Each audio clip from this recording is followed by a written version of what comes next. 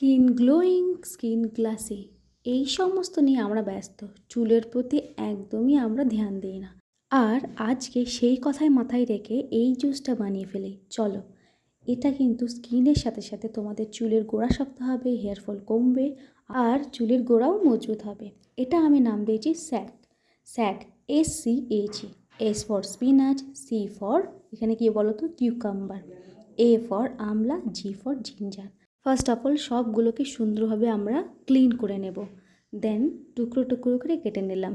এখানে পালং শাকটাকে তোমরা বয়েল করে নিতে পারো বা এখানে 5 থেকে 10 মিনিট তোমরা গরম জলে ভিজিয়ে রাখতে পারো।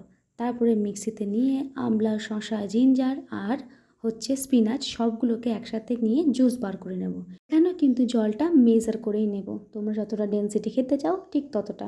সো ফাইনালি আমার জুসটা রেডি হয়ে গেছে। এবার তোমরা কিন্তু 1 সপ্তাহে একবার অন্তত এই জুসটা ট্রাই করবে। আর তোমরা কিন্তু এটা আইস করে রেখে দিতেও পারবে। সপ্তাহে একটা করে কিউব খেয়েও আমি বলছি গডস ওয়্যার তোমরা ভালো ফিডব্যাক পাবে।